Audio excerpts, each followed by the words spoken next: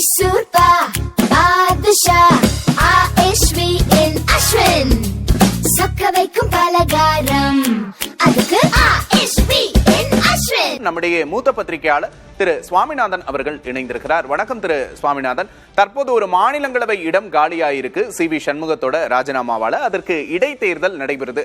தற்போது இருக்கிற சட்டமன்ற பலத்தை பார்க்கும்போது 144 அப்படிங்கிற நம்பர் தாவேகா கிட்ட இருக்கு அப்படின்னு பார்க்கலாம். தாவேகா இதை வச்சு என்ன மாதிரியான நகர்வை மேற்கொள்வாங்க? உங்களோட கணிப்பு என்ன? தாவேகாவை பொறுத்தவரை இரண்டு வகையான யூகங்கள் இருக்கிறது. ஒன்று, இந்த தேர்தல் நேரத்துல கிட்டத்தட்ட தேர்தலுக்கு பின்பு உருவாக்கப்பட்ட அந்த கூட்டணியில் தங்களுக்கு சமரசமின்றி ஆதரவு கொடுத்த சில கட்சிகளின் மீதான பார்வையாக அது இருக்கு. இப்ப ஷாம் சார் அவர்கள் குறிப்பிட்டதை போல பிரவீன் சக்கரவர்த்தி போன்றவர்களுக்கு கூட அந்த வாய்ப்புகள் இருக்கலாம்.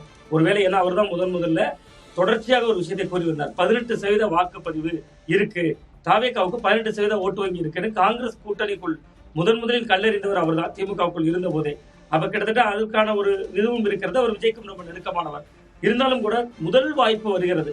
அந்த முதல் வாய்ப்பை நேரடியாக கூட்டணி கட்சிகளுக்கு கொடுப்பதற்கு தாவேகாவினருக்கு மனம் இருக்குமா என்பது ஒரு சின்ன சந்தேகமாகவும் இருக்கு. ஏன் பிரவீன் சக்கரவர்த்தி அவர்களுடைய பெயர் அதுல இருக்கலாம் அப்படின்னா, நான் சொன்னதை போல 18% வாக்கு இருக்கிறது என்று சொன்ன இடமாக இருக்கலாம். தொடர்ந்து காங்கிரஸ் தலைமையிடம் வலியுறுத்தி கொண்டே இருந்தார். விஜய்க்கு செல்வாக்கு இருக்கு, திமுக கூட்டணியை விட்டுவிட்டு வெளியில் வர வேண்டும் என்பது உள்ளிட்ட பல்வேறு விஷயங்களை அவர் பேசிக்கொண்டே இருந்தார். சோ அந்த அடிப்படையில் ஒன்று இருக்கிறது. அப்படி ஒருவேளை அது காங்கிரஸுக்கு கிடைச்சிருச்சுன்னா காங்கிரஸுக்கு இது டபுள் போனஸ்ன்னு சொல்லலாம்.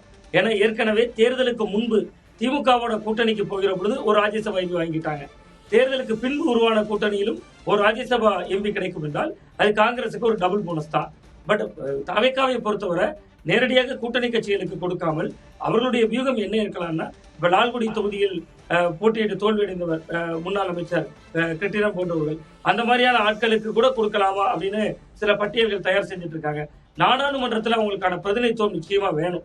ஏன்னா தேர்தல், நீங்க எம்ஜிஆர் அவர்கள் கட்சியை தொடங்கிய போது அவர்கள் முதல் வெற்றியை பதிவு செய்தே திண்டுக்கல் இடைத்தேர்தல் தான்.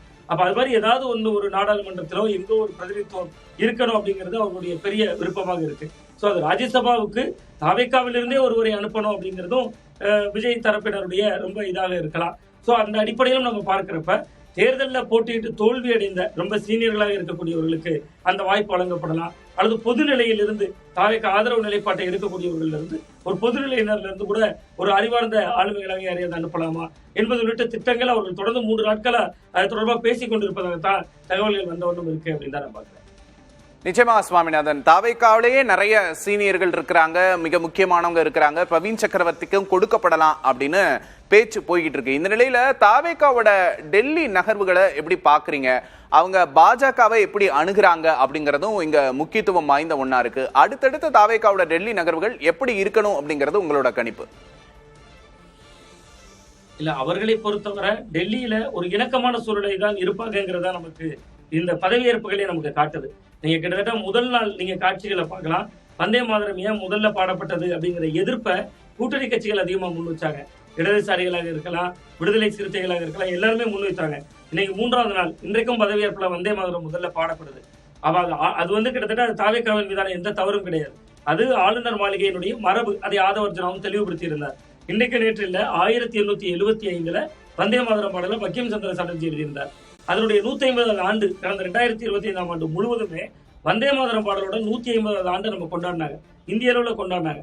அப்பொழுதே கடந்த பிப்ரவரி மாதம் பாராளுமன்றத்துல ஒரு மசோதாவுக்கான முன்மொழிவு கொண்டு வரப்பட்டது. அது வேற ஒண்ணும் இல்ல, ஜனகணமன பாடலுக்கு என்ன வகையான மரியாதை கொடுக்கிறோமோ அதற்கு இணையான மரியாதையை இனிமேல் வந்தே மாதரத்துக்கும் கொடுக்கணும்.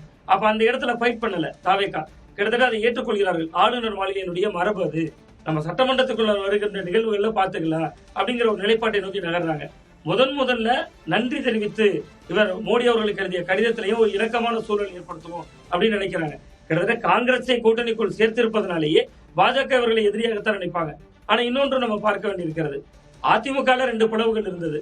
ஒரு பிளவினர் தாவேகாவை ஆதரித்தார்கள் நம்பிக்கை கோரும் தீர்மானத்துல எடப்பாடி பழனிசாமி தலைமையிலான அதிமுகவினர் எதிராக வாக்களிச்சாங்க. ஆனா பாஜக நடுநிலை வைத்தது சட்டமன்றத்துல. அப்ப கிட்டத்தட்ட தாவேகாவை பொறுத்தவரை ஒரு இணக்கமான சூழலோட கையாளணும். மத்திய அரசு திமுகவினுடைய அணுகுமுறை தான் கிட்டத்தட்ட ஒரு மதச்சார்பின்மை, சமூக நீதி, சமத்துவம் அதை கையில் எடுக்கிறது. ஆனா மோதல் போக்குங்கிறத தவிர்க்கணும் அப்படின்னு நினைக்கிறாங்க. 2 புள்ளிகள் எடுக்கிறாங்க. ஒன்று திமுகவினுடைய ஸ்டாண்டு, அதுதான் வந்து திமுகவோடு இருந்த கட்சிகள் இந்த பக்கம் எடுத்து ஒரு மதசார்பற்ற தன்மை, எந்த இடத்திலும் இந்துத்துவம் இல்லை, அரசியல் திணிப்பு இல்லை, அந்த பாசிசத்திற்கு எதிரான நடவடிக்கை அவர்களுடைய குரல்ல சொல்ல போனா அது எல்லாம் அப்படியே முன்னெடுப்பது, அதுல வீரியமாக செயல்படுவது, அதுல விட்டு கொடுக்காத தன்மை. அதே நேரத்துல மத்திய அரசோட சண்டை போடுகிற மோதல் போக்கு என்பதுல கொஞ்சம் பின்தங்கிய நிலை. ஆனா இவரும் ஒன்றிய அரசு தான் சொல்றாரு. அதிமுக தொடர்ந்து மத்திய அரசுன்னு சொல்றாங்க, திமுக பணியிலே இவரும் ஒன்றிய அரசு தான் சொல்லுவாங்க.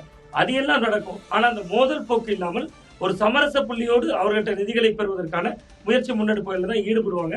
அப்படிதான் அவர்கள் ஆட்சியை தொடர போறாங்க. எனக்கு கிட்டத்தட்ட ஒரு 10-12 நாட்கள் ஆகிவிட்டது. 10ஆம் தேதி பொறுப்பேற்று இன்னைக்கு 11-12 நாட்கள் ஆகிவிட்டது.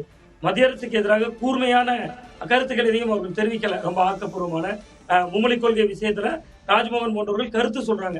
இருமொழி கொள்கை என்பதுதான் தமிழகத்தினுடைய நிலைப்பாடு அப்படிங்கிற அளவுல நிறுத்திக்கிறாங்களே ஒழிய, நீங்க கிட்டத்தட்ட திமுக அதை முன்வைத்து மக்கள் மன்றத்திலையும் அரசியல் செய்யறாங்க, களத்திலையும் அதை வேகப்படுத்தினாங்க, போராட்டங்கள் ஆர்ப்பாட்டங்களின் வழியா வேகப்படுத்தினாங்க. அந்த அரசியல்ல தாவேக்கா கமிட் ஆக மாட்டாங்கன்னு தான் பாக்குறேன். ஏன்னா அது தாவேக்காவுக்கு தான் சிக்கல். அவங்க கொடுத்திருக்கக்கூடிய தேர்தல் வாக்குறுதிகளே ரொம்ப அபரிமிதமான தொகைகள். 2500 ரூபாயா இருக்கலாம், 6 சிலிண்டருக்கான மானியமாக இருக்கலாம், தாலிக்கு தங்கமாக இருக்கலாம், மாமன் சீரா இருக்கலாம். ஸோ ஏதோ ஒரு வகையில மத்திய அரசோட ஒரு இணக்கமாக செயல்பட வேண்டிய தேவையும் இருக்கு. ஸோ அந்த புள்ளியில் தான் மத்திய அரசோட இணக்கமா செயல்பட வேண்டிய தேவையும் இருக்கு. அதே நேரத்துல இந்த சீட்டை காங்கிரசுக்கு கொடுக்கும் பட்சத்துல, காங்கிரஸோட பலத்தை நாடாளுமன்றத்தில் அதிகரிக்கும் பட்சத்துல அவங்க கோபத்துக்கும் ஆளாக நேரிடலாம் அப்படிங்கிற ஒரு பார்வையும் முன்வைக்கப்படுது. பொறுத்திருந்து பார்க்கலாம் தாவேகா என்ன முடிவெடுக்க போகிறார்கள் என்பதை. மைசூர் பாதுஷா ஆஷ்வி இன் அஸ்வின், சொக்க வைக்கும் பலகாரம்.